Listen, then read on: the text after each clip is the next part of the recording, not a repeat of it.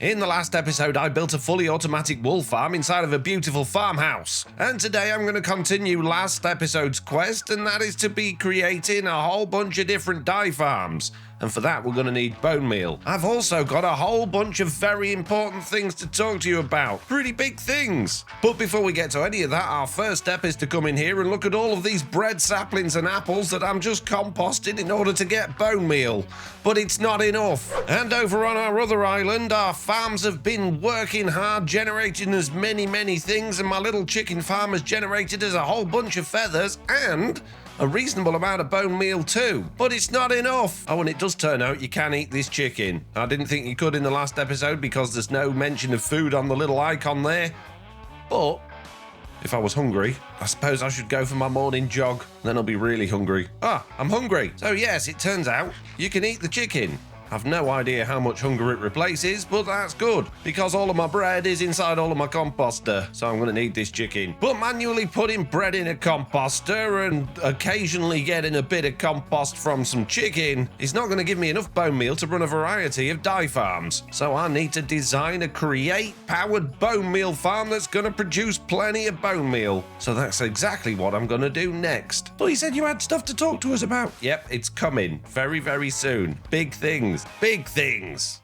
So in order to create a fully automatic bone meal farm, there's obviously a handful of different ways we could achieve this. The first one being with a skeleton spawner and then just crushing down the bones into bone meal, although that does require the player to be AFK, and it requires finding a spawner. The next way would be with a fully automatic moss farm, which then composts all of the moss into bone meal, but these require bone meal to run, and in order to get bone meal back out of them again, you actually need them to be quite big, quite complicated, and, well, quite difficult to build. A really simple thing to do with Create would just be to have a crop farm, something like potatoes or wheat or carrots, and then just automatically harvest those and throw those through composters. And that would be really easy and really cheap as well, although probably pretty slow. But I do have another idea, and that involves a little bit of farmer's delight. But before we get to that, let's check out the moss farm that I've been working on. So I've been playing in this test world, trying to come up with a whole bunch of different ways of generating bone meal. And this is what I've created, a create-powered bone meal farm that actually does produce a reasonable amount of bone meal. What we've got is lava around the outside, water underneath, and some drills in the middle. When the drills have finished drilling, the lava flows in, turns all of that water into stone, which then gets bone mealed and turned into moss. The drills come down, break it all, and all of those bits come through these chests and through these composters and back into the system. It does require a bit of a complicated timing circuit to make sure it all works at exactly the right time. It is very expensive to build, takes up an awful lot of room, and it is pretty slow too, although it does create over 500 bone meal an hour, which is around about that much, so that could work for us. However, my little farmer's delight plan is not as speedy, but it's a whole bunch cheaper, a whole bunch more scalable, and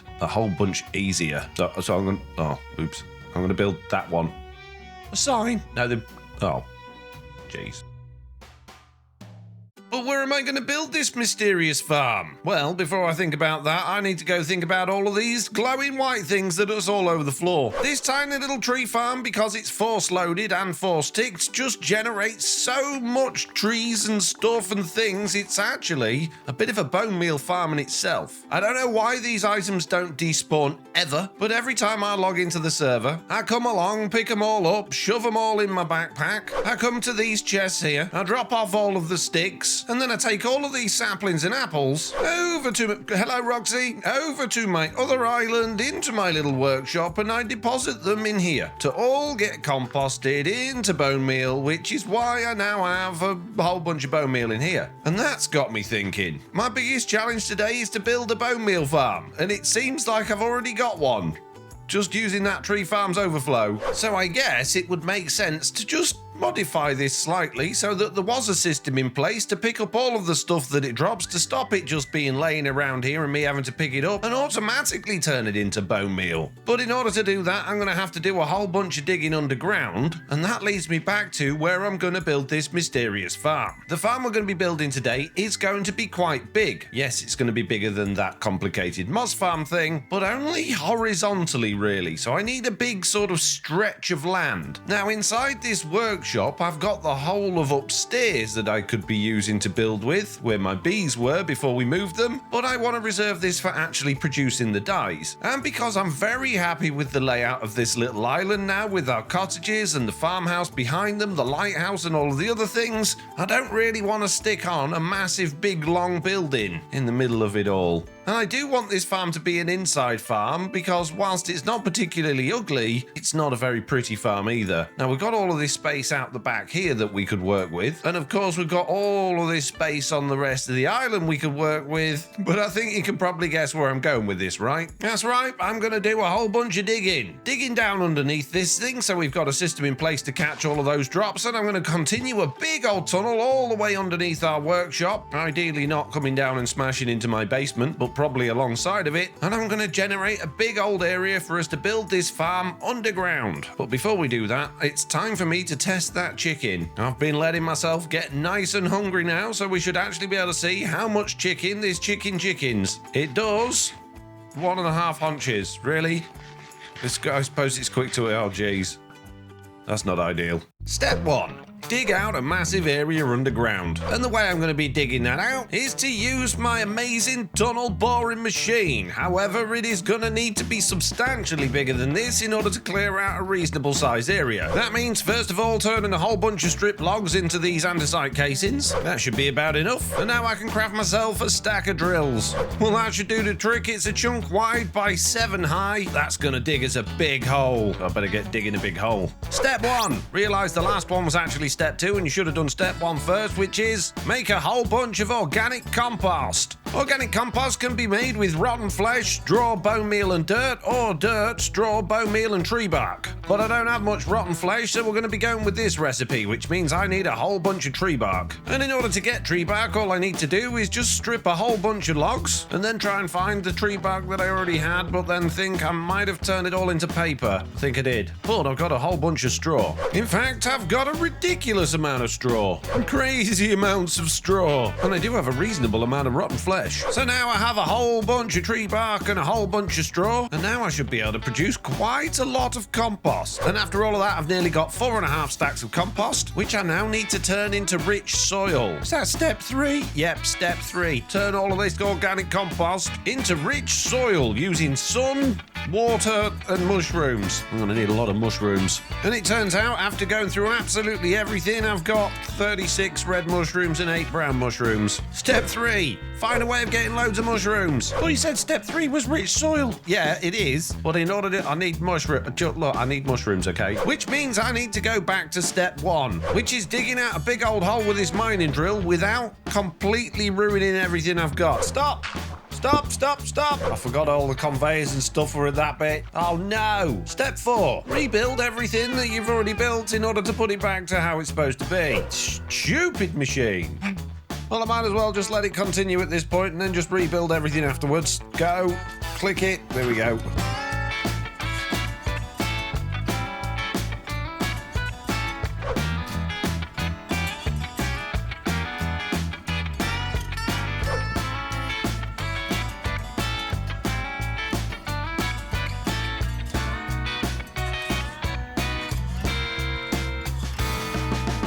Step 5. Go back to step 3 and actually gather some mushrooms. And now that we've got a ridiculous amount of space down here, I can actually complete 2 of the steps. The first one's going to be to convert as much of this compost as possible into rich soil. Now, is there enough room in here to bone meal these and grow them? No. However, with my now incredibly speedy tree choppery downer thing, because it's now attached to my main power system, I can come and take away some of these... Ow. Stop it, saplings. Ow. Put one of those down and then put that down, ow, and then grow it. And get mushrooms that way. That's a lot of mushrooms. Step 6. Ponder how I'm actually going to catch all of those tree drops. You see, I've put all of this stuff in the ceiling here, which is now 2 blocks thick, and the tree farm's above that. And my original idea was to just put a minecart track underneath with a hopper minecart to collect all of the drops that just sort of fall around the area. However, I think I've got a better idea. When the trees get chopped down, particularly if they're a tall tree, anything that falls in the direction from which it's cut. So if there's a tall tree on this corner here, it could end up falling quite a long way that way or that way, basically meaning my minecart track would have to be pretty big. However, I don't need a minecart track at all if I've got a magnet. And the sophisticated storage backpacks have a magnet upgrade allowing them to pick up blocks from a radius. And so do the FXNT storage backpacks, the ones that I made. However, the sophisticated backpack magnets are far more configurable than mine, although they are quite tricky to build because you need ender pearls. I've got one, which makes my only option the one from the FXNT storage mod, and that requires an extendo grip. And for that, I need auto crafters, and I haven't made any of those yet. So that's the crafters crafted. Now I just need somewhere to place them, and this thing's 5 tall, so I think this will do in here. And with a little bit of chain drive there and a gearbox there, that should be all of those powered. It is. So now I just need some brass there, a precision mechanism there, a brass hand at the bottom there, and then this is all just sticks in the middle, and that should then craft together to make us a extendo grip. What does it do? How does it work? I can punch from a distance. Okay. How do I place blocks with it? Oh, geez, that reached a long way. So I just have to hold it in my hand, and then how far away can I place blocks? Oh, all the way up there. Wow. Okay. So can I put one in this tree? I can. Jeez. Breaking it's not ideal. What if I put my pickaxe in my offhand? Does that work? No. Part of the magnet recipe requires a blueprint, and that requires a crafting table and a painting, and the painting is obviously wool with sticks around it. And in the last episode, I made this amazing wool farm, which has been so good that it keeps overfilling. We've got this box practically full of wool here, and I've even been moving everything off into its individual colours into these barrels here just to get it out of the way. And now I have a backpack upgrade template, and now I have a backpack magnet upgrade. And now we have a brand new industrial iron backpack that I can open up and put this magnet upgrade in, and if I chuck that on the floor and throw down some items, they're just going to disappear inside of this backpack. I'm going to put my backpack on there like that, and now if anything falls on the floor in this area here, it's all going to get picked up and end up inside of that backpack, and then they'll just come all the way down these chutes into this brass storage box, which has got plenty of room for them, and then at some point I can automate what can automatically be composted from that. But for now, I need to sort out this automatic compost farm, and all of the organic compost has turned into rich soil apart from a couple of spots, so we're nearly ready to go. But before we start building a compost farm, it's probably about time we had that talk. So first of all, I want to talk about my plans for this series. My last Create series was very popular. It did really well. My channel grew faster than it ever had before, and people were really interested in the world downloads. And so when I started this series, I thought I want to do something similar. So I created a brand new mod pack, which was pretty much identical to the old one really, but on fabric with a few mod changes. But I wanted to give people something more interesting to do on the world download than just fly around and see what I'd built. So my plan from the very start of this world was to create some sort of role-playing game, so that when the world downloads came out, you could actually go on these little quests and find your way around the world to follow the story that I was trying to sew into each episode. My plan was to start off in this little area here, start from scratch with absolutely nothing and build the foundation for the world, and then move away from this area and travel across the world, building little towns and settlements, linking them all together with rail networks and vehicle networks, meeting all sorts of new people and mobs from my Bits and Bobs mod that would basically give you quests and things to do around the world in order to progress to the next area. Along the journey, I want to build dungeons and exciting things that you'll be able to play through and battle and get key items in order to progress to the next areas. And that all revolves around Roxy. Roxy is a custom NPC that I made, and in order for these quests and this storyline to move forward, unfortunately, don't tell Roxy this in real life, but she's got to disappear in order for me to go exploring the world to try and find her. But you didn't hear that from me. That's the spoilers. Spoilers ahead, peeps. The problem is people don't seem to be gelling with my story very much, and that's probably because people come to my channel for more technical things, farms and whatnot, and maybe the odd little bit of building here and there. So I think the story side of things has probably got to become less prominent, and I think we need to focus on more technical things. But if we're going to do this, and we're going to create some sort of role-playing game that you can play on the world download,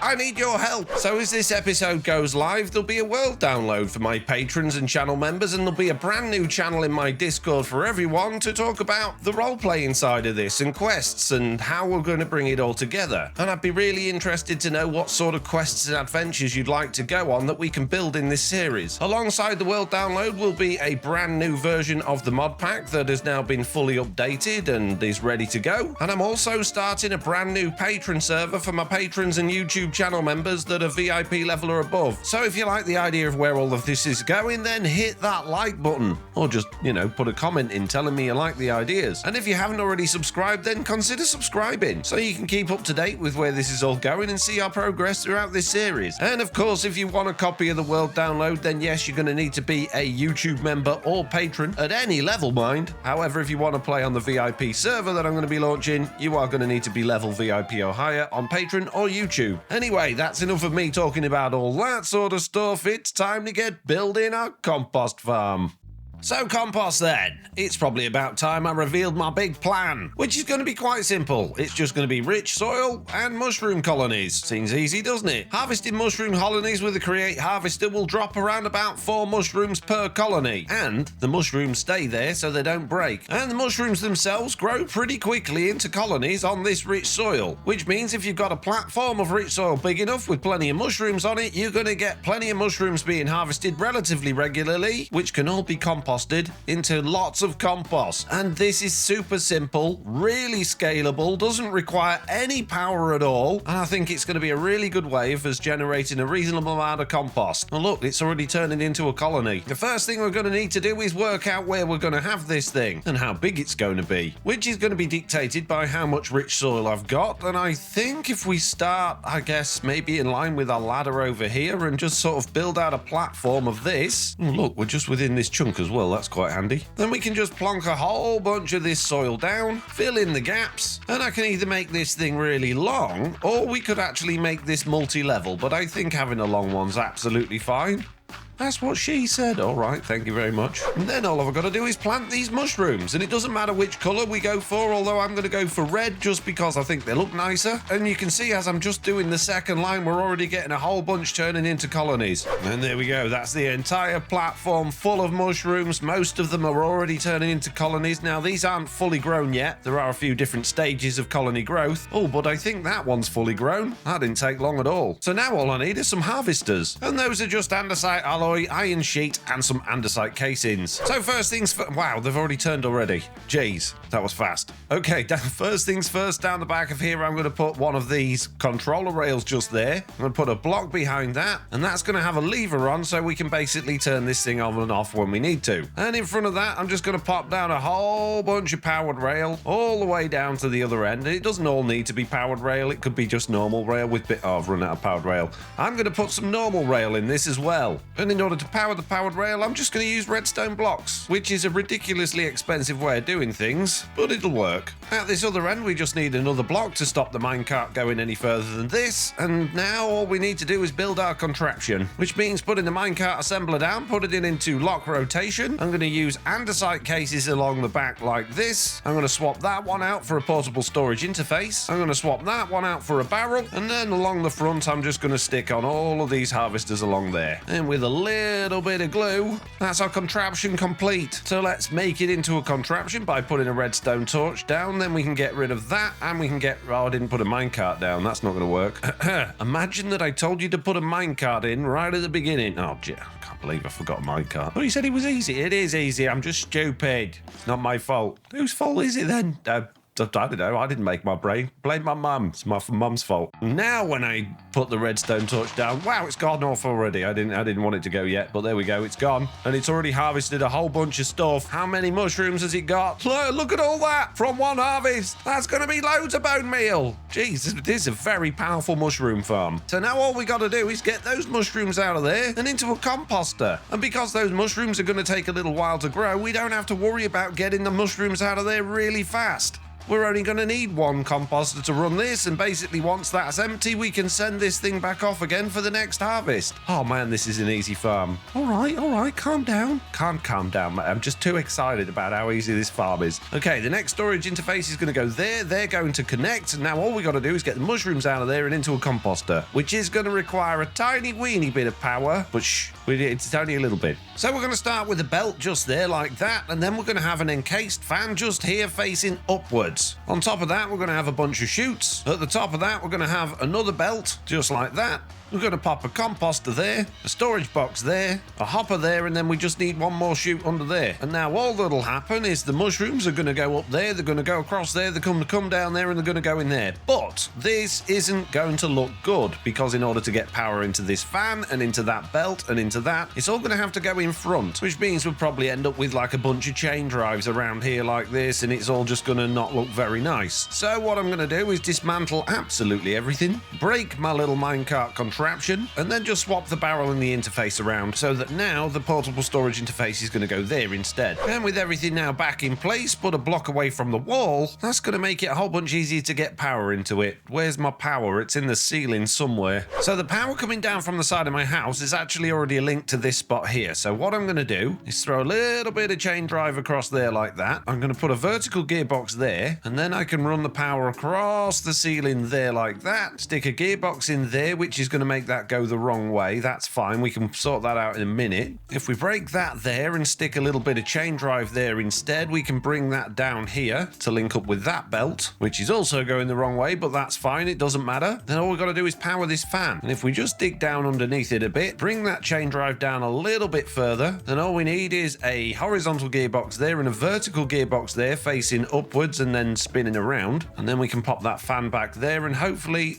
now, is that blowing or sucking? It's blowing. That's a problem, because we need to change the belt direction on those, which means if we change the direction over there, the fan's going to then suck instead of blow. But we can solve these problems. The first thing I'm going to do is put a gearbox in there. Now the belts are going the right way, but the fan's sucking instead of blowing, but that's easy enough to fix. We'll just spin that bit of chain drive around there, put that vertical gearbox there instead, and then put that there.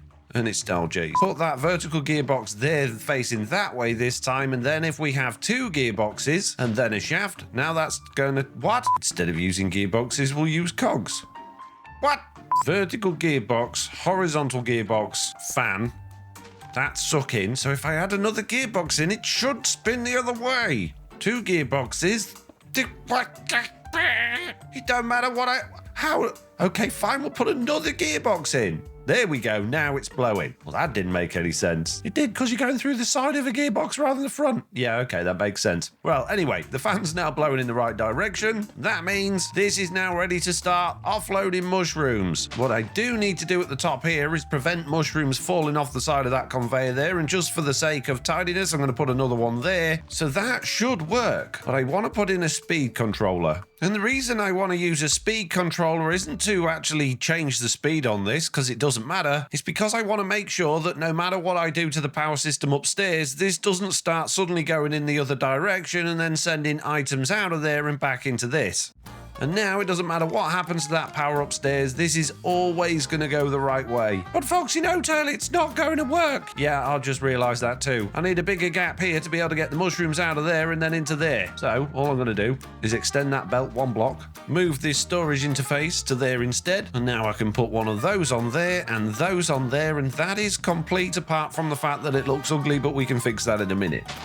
And now it's going to go off again and get all of those mushrooms. Jeez, how many are we going to get this time? Loads. And here we go. This thing's already going, taking out an absolute ton of mushrooms from there. They're all getting composted. Bear in mind, mushrooms have a really high chance of being turned into compost. I think it's like 65 or 85%. And look, we're already getting bone meal in here. It all works perfectly. So now I'm just going to tidy it up a bit. And now this thing has already generated a whole bunch of bone meal here. It's still got an absolute ton left in the barrel, which I can no longer get to. There we go.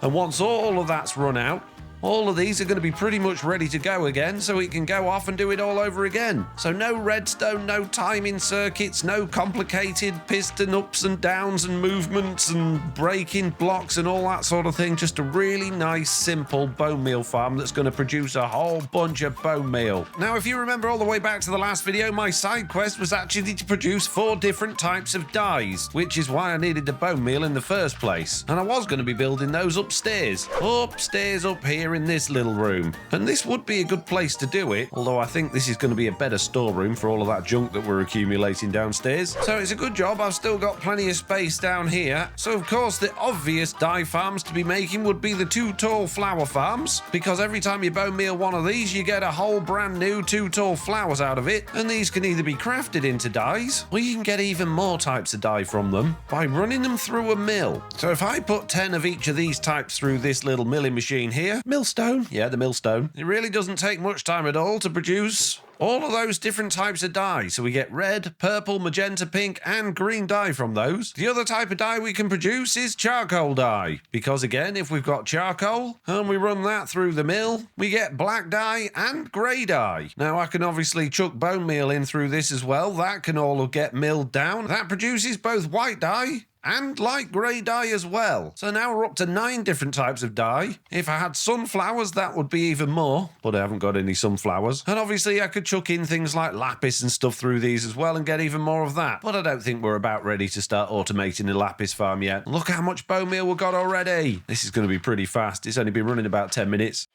So before I start messing about with actual dye farms, the first thing I want to do is do a speed test on this. I've put a redstone link and a lever on here to be able to turn this thing off and on again. I've fully emptied out the system. I'm going to wait for all of that to grow so we can start on a fair test, and then I'm just going to let it run for an hour to see how much we get. And in that time I shall be building our dye farms and things like that, and then once they're done we'll be able to see the results of the test and see exactly how many this produces an hour. And now all of those have finished growing, so it's time to start this machine and start my timer in 3, 2, 1, go!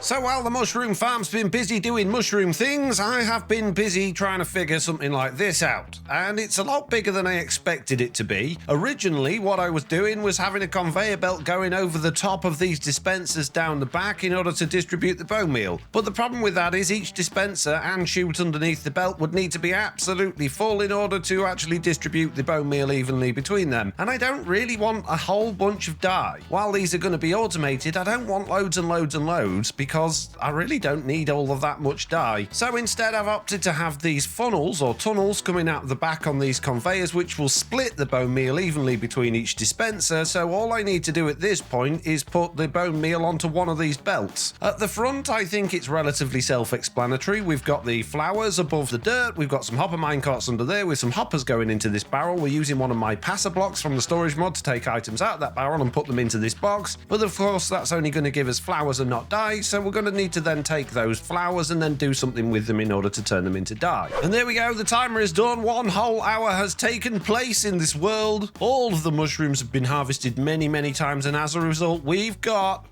wow, what? Exactly 1,200? I didn't expect that. I didn't expect it to be such a whole round number, but that's ridiculous. Look at all that bone meal from 1 hour. That's gonna power a lot of dye farms. So in order to get the bone meal from here and into this system, we could do it automatically, and I think I'm supposed to. Or maybe not. It just says create at least 4 types of different dye automation. That doesn't say fully automated, and that's good because I don't want to fully automate it. And the reason I don't want to fully automate it is I really don't want all that many dyes. So that's good, because that means I can just manually take a handful of these dyes, stick them on the back of this thing, and then just produce dyes as I need to. I think that's going to be a whole bunch better. Now obviously if you were building this in your world and you wanted to fully automate it, I would just build this thing the opposite way round so you could feed the bone meal directly out of that box and into the back. But as I've already been accumulating a whole bunch of bone meal over time, I'm just going to stick a chute on there with a storage box on the back, and then I'll just manually come and grab a whole bunch of bone meal like this, stick it inside of that storage vault there. That's then going to get evenly distributed into the dispensers, and now all I've got to do is power those dispensers. And of course the easiest way to do that would be with some redstone links, and we can just filter those so that they match the flowers. And then we just need to make a nice simple little clock. So we're going to have a sticky piston, an observer facing that way, an observer facing that way, a little bit of redstone along here, and then our redstone links just along there like that. And then if we stick a lever up here, we can turn that clock on and have all of those flowers being bone mealed very, very quickly. And all of those flowers should be being collected and sent into here. They are. And I think I need to upgrade this to a smart passer block rather than just a passer block, because otherwise it's going to take an absolute age for all of these things to get through.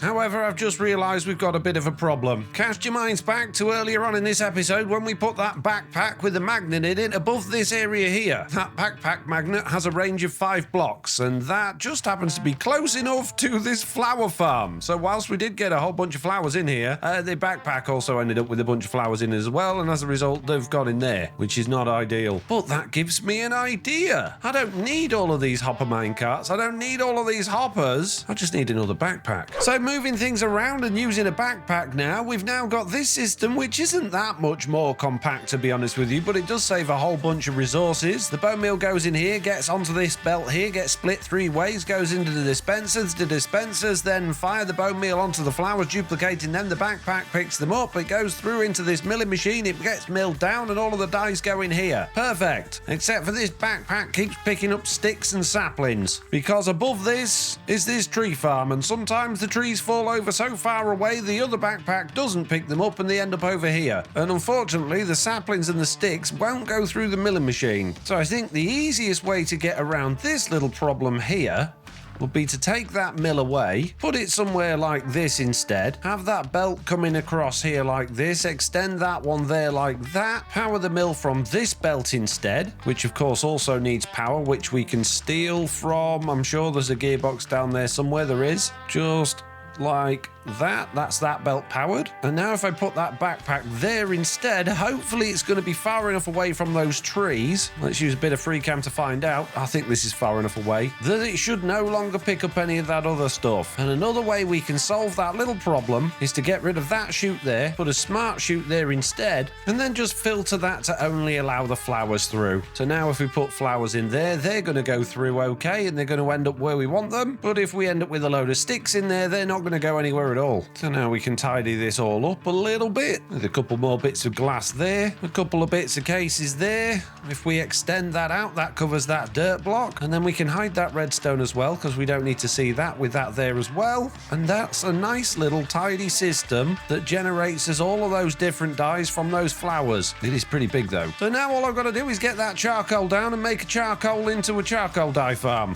And that just means siphoning some charcoal off this, which is always pretty much full, although I've been having it gathering me logs for a little while because it's always nice to have a surplus of wood. And the way I'm going to do this is to put a smart chute underneath it and then just send the items down into the basement, but I don't want it to take all of the items out of there, so I think if we can use this threshold switch, which we've already got a redstone link on the back of, we should be able to invert the signal so that it'll only take items out of there if it's full enough. So what I've done is I've put a redstone link down here in receive mode, put that on the block, and on the back of that there's a redstone torch which is powering this block, which is stopping the smart chute from doing anything unless it gets so full that it can then start dropping items out. And as you can see, that's now working until it's empty enough, and then it'll stop. So this is only going to take out the overflow, which is exactly what we need. So now I just need to get those items downstairs, and ideally not directly above the mushroom farm. And with an extra chute and this conveyor under here that you would never even know was there,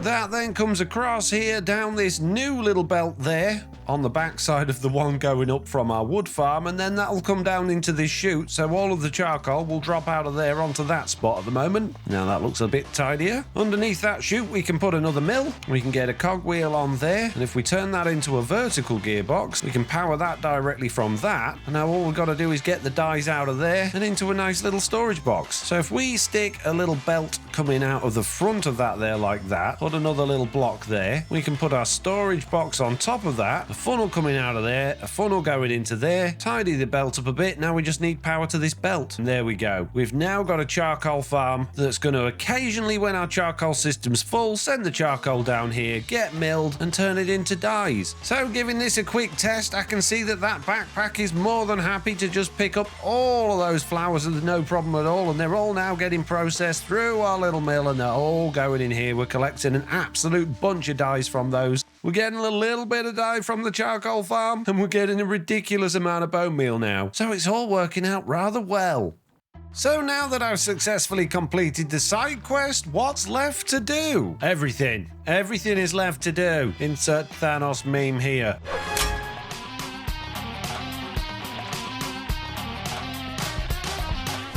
Caramelizes down. It's super fragrant and very, very sweet. That's going to literally give that wonderful flavour. Not that meme. Anyway, as I said earlier, this is the last episode in this area of this part of the world, which means I've got this entire island to finish. We need a new path linking from the farmhouse so that it's all nice and tidy. We need to do something with this area. We need a dock down here, similar to that one over there, so that we've got places for our boats to park. I need to go and plant an absolute ton of wheat and vegetables all around the outside of this farmyard in order to blend it into the surrounding environment, and I've got to do all of that before this video comes out. Oh man, I better get cracking.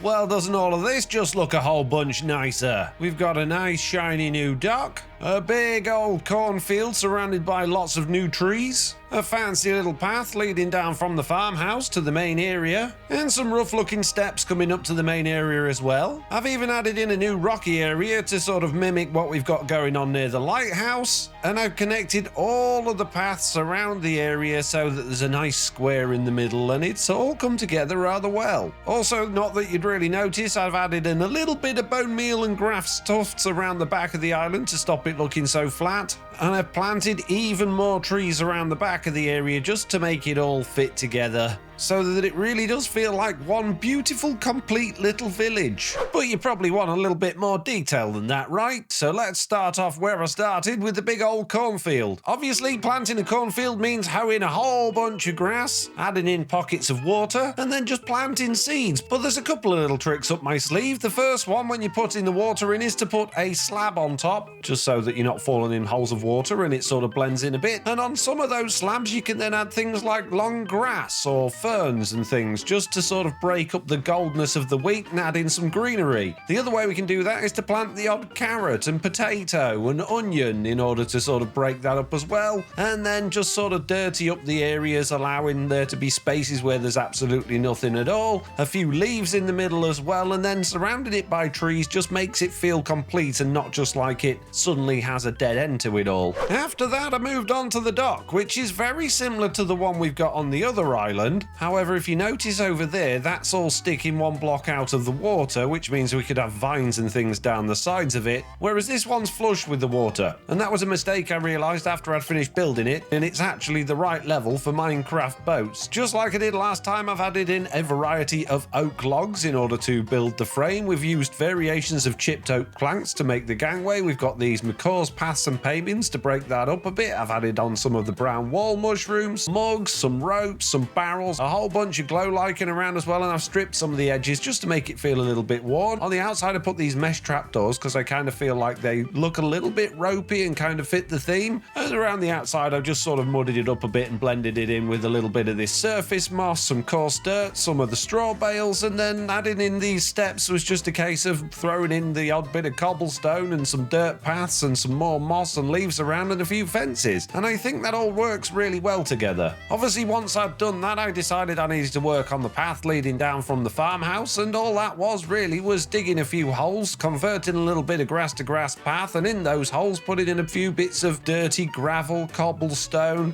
coarse dirt, throwing down some grass, some of these wild cabbages, a little bit more fence, the occasional little, I don't know, like barrel-y thing made of trapdoors. I've also added in the odd bench here and there. I've grown a couple of trees, this azalea tree here and this walnut tree here. I've added in some more of these straw bales just kicking around because they're really good things to add lanterns on. Now obviously in real life that would just set fire and everything would burn down, but in Minecraft I'd much rather have a lantern on top of a straw bale than I would on a fence post, because I really don't like the look of these on fence posts. So in order to make the walnut tree not feel completely out of place, because it's a lot more brown than the rest of the stuff, obviously we needed a few extra hay bales around there and some of the walnut tree leaves as well, just scattered around with a little bit of the coarse dirt around. Otherwise, if everything was just green and azalea coloured, having a big old brown tree in the middle of it all would just stick out like a sore thumb. I connected the paths all the way around this entire square, leaving the area in the middle a little bit rough and ready, and I really like the sort of tattered paths we've got around, making it feel really worn in and lived in. And last but not least, and it wasn't the final thing I did, but I just decided that this area was just way too green between the yellow and the rest of the island, so I just added in a whole bunch of different blocks, including stone, some more of the gravel, cobblestone, tough blocks, and then I've just added in some more vines and glow lichen just to sort of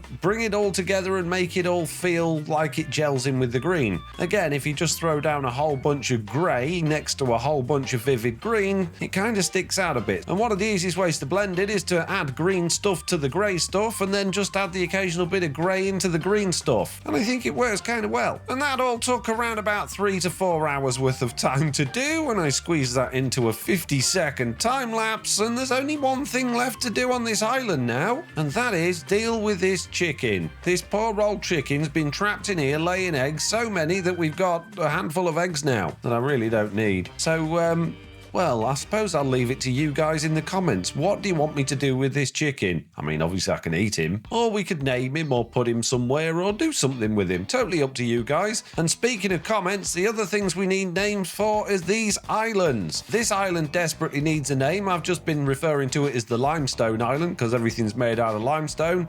And obviously my island needs a name, and I've just been referring to that as my island, because it is. But yeah, names in the comments, let me know what you think. Oh, and there's one last thing I want to show you. The farms down here have been working in overdrive all of this time, generating us an absolutely ridiculous amount of bone meal, which I've converted into bone blocks because this thing was actually overflowing and voiding off all of the bone meal. We've generated a whole bunch of black and grey dye now as well, and I haven't made any more flowers because we got so much of this already, and I'm really not going to need many of that. And the last little thing to demonstrate is my potato, carrot and onion farm, which I stood at for about half an hour. Let's just put it together so I can show you. Just placing carrots, waiting for them to grow, breaking them and placing them, and just doing this over and over again so that I can plant all of those carrots, potatoes and onions. So that's it.